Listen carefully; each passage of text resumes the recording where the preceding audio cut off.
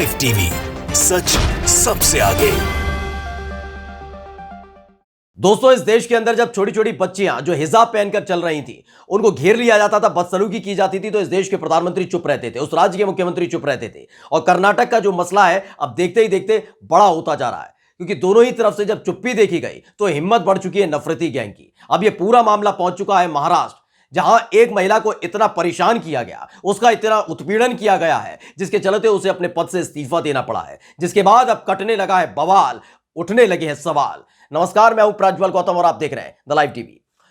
दरअसल आपको पता ही है कर्नाटक के उडुपी में हुआ क्या था। कर्नाटक के उडुपी में साफ तौर पर बच्चियां मांग रही थी हक। दिसंबर के आखिरी दिनों की बात है। लगातार महिलाएं, लड़कियां जो थी वो कह रही थी हिजाब के साथ एंट्री करने दीजिए, लेकिन इन सब के बीच आ जाता है नफरती गैंग, जो भगवा पहनाकर बच्चों को इसी कॉलेज के अंदर एंट्री दिलवाता है। यानी कि जो हक हकूक की आवाज थी उसे दबाकर विवाद में तब्दील कर दिया गया था। इसका पूरा मजा उठा रही थी भारतीय जनता पार्टी और जो तथाकथित हिंदुवादी संगठन है, चाहे वो वीएचपी हो, चाहे बजरंग दल के नेता हो, ये तमाम लोग बड़े मौज में थे कि इनको एक काम मिल गया, इनको एक मुद्दा मिल गया। और इन सब पर चुप्पी किसने साधी थी? इन पर चुप्पी साधी थी इस देश के प्रधानमंत्री ने, उस राज्य के मुख्यमंत्री ने। उस कर्नाटक में भाजपा की सरकार है, वहां अगर उन्होंने चुप्पी साधी तो सीधे तौर पर वरदहस्ती प्राप्त हो गए थे ये तमाम गुंडे जो भगवा पहनकर गली गली हिजाब पहनी हुई लड़कियों को परेशान कर रहे थे। लग रहा था कि इस पूरे मामले को का पटाक्षेप हाई कोर्ट या सुप्रीम कोर्ट के बाद हो जाएगा, लेकिन अब रुक नहीं रहा ये मामला, क्योंकि अब कर्नाटक से निकलकर यह पूरा मामला आ चुका है महाराष्ट्र, जहां एक महिला के इस्तीफे ने बवाल मचा दिया है। सवाल उठने लगे हैं कि इस देश के अंदर क्या वाकई हिजाब पहनना सबसे बड़ा अपराध बन चुका है, क्योंकि उनका उत्पीड़न किया जा रहा है। सबसे पहले आज आप हमको खबर पढ़ के बता देते हैं खबर क्या है, जिसके बाद बवाल हो रहा है। महाराष्ट्र में हिजाब पहनने को लेकर उत्पीड़न का आरोप है। कॉलेज की प्रिंसिपल ने इस्तीफा दे दिया। सोचिए, जहां बच्चे पढ़ने जाते हैं, जहां बच्चे लिखने जाते हैं, जहां बच्चों का देश का भविष्य संवारा जाता है, ये तमाम चीजें होती है, उसी जगह की प्रिंसिपल को, यानी सबसे ज्यादा बुद्धिजीवी वाली जगह जिसे माना जाता है, पढ़ाई लिखाई का केंद्र माना जाता है, शिक्षा का मंदिर माना जाता है, वहीं पर लगातार उत्पीड़न हो रहा था। किसका? वहीं की एक प्रिंसिपल का। वो हिजाब पहनकर आती थी, ये सब पसंद नहीं आ रहा था इन सब लोगों को। वहां जो प्रबंधन था, वहां जो काम कर रहे थे लोग, इतना उत्पीड़न किया जा रहा था। आरोप है कि उत्पीड़न की वजह से उनको आखिरकार इस्तीफा देना पड़ा। आगे खबर बताते हैं क्या लिखी है। इसमें लिखा है कि ये महाराष्ट्र के पालघर की घटना है। महाराष्ट्र में पालघर जिले में एक विधि महाविद्यालय की प्रिंसिपल ने हिजाब पहनने के लिए प्रबंधन द्वारा परेशान किए जाने का आरोप लगाते हुए इस्तीफा दे दिया है। हालांकि संस्थान ने के प्रशासन ने इस आरोप से इनकार किया है। जो संस्थान के आरोप प्रशासन पर, उस आरोप से इनकार कर दिया प्रशासन ने। अपने इस्तीफे पत्र में विरार में विवा कॉलेज ऑफ लॉ है, विरार में कॉलेज है, इसका नाम है विवा कॉलेज ऑफ लॉ की प्राचार्य के रूप में कार्यरत थी बट्टुल हमीद। उन्होंने दावा किया है कि वो इस पद को छोड़ रही हैं क्योंकि वो असहज और घुटन महसूस कर रही थी, क्योंकि लगातार उनको परेशान किया जा रहा था। जो ये महिला है बट्टुल हमीद ने साफ तौर पर कहा है कि जहां मैं काम कर रही थी, लंबे समय से काम कर रही थी, कोई दिक्कत नहीं थी, कोई परेशानी नहीं थी, लेकिन जैसे ही कर्नाटक में हिजाब वाला मसला उठा था, उसके बाद से लगातार उन्हें परेशान किया जा रहा था।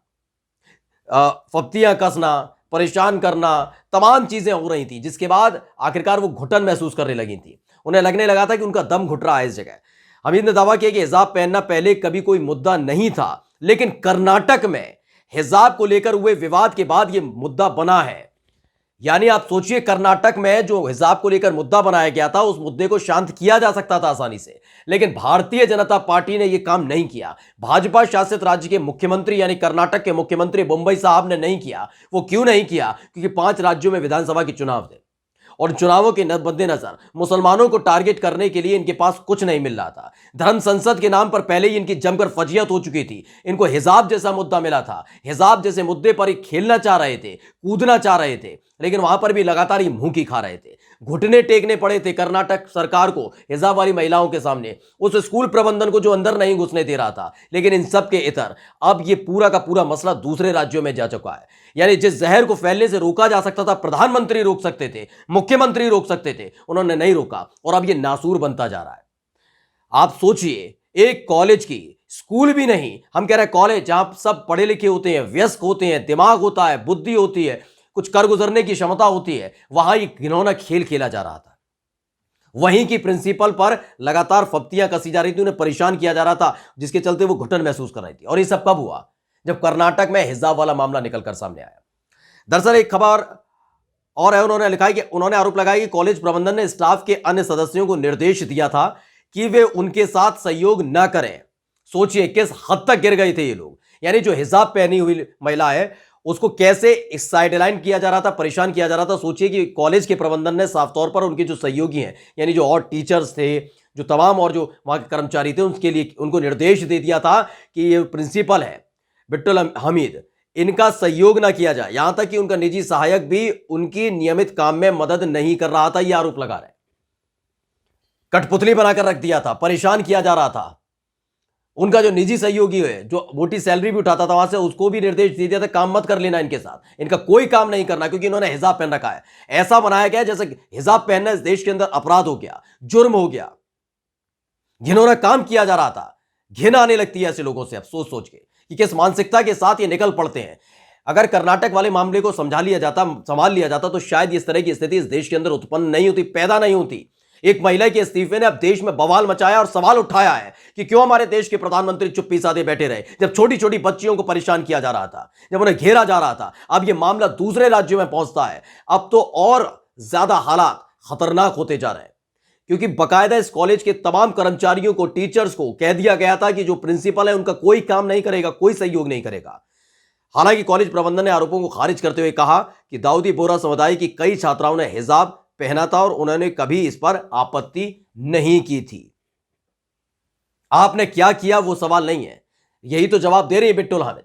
उनका साफ तौर पर कहना है कि पहले भी कभी इस तरह का व्यवहार नहीं किया गया, कभी उन्हें परेशान नहीं किया गया। यह परेशान तब किया जाने लगा है जब कर्नाटक में हिजाब वाला मामला निकलकर सामने आया, जहां तब देखा गया, खुलकर देखा गया कि सड़क से लेकर स्कूल, स्कूल से लेकर कॉलेज, जहां भी हिजाब वाली बच्चियां जा रही हैं, कुछ भगवाधारी गुंडे पहुंचते हैं और वो भगवाधारी गुंडे वहां पर पहुंचने के बाद सीधे तौर पर उन बच्चियों को घेर लेते हैं, जय श्री राम के नारे लगाते हैं, वो मना करते हैं, उनका पीछा करते हैं, बदतमीजी, बदसलूकी होती है। ये तमाशा पूरे देश ने देखा, पूरी दुनिया ने देखा है कि कैसे कर्नाटक के अंदर सारी हदों को पार कर दिया जा रहा था।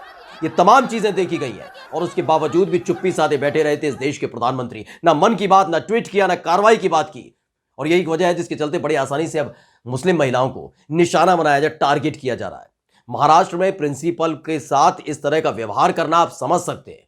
कर्नाटक में हिजाब वाले मामले के तुरंत बाद यह समझा जा सकता है, यह सोचा जा सकता है कि किस तरह के हालात पैदा कर दिए गए और हालात बना दिए गए।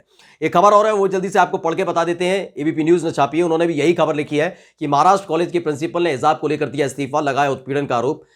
महाराष्ट्र के पलवल जिले की लॉ कॉलेज के प्रिंसिपल ने कर्नाटक में सिर पर स्कार्फ को लेकर हुए विवाद के बाद हिजाब पहनने के लिए मैनेजमेंट द्वारा परेशान करने का आरोप लगाते हुए इस्तीफा दे दिया है।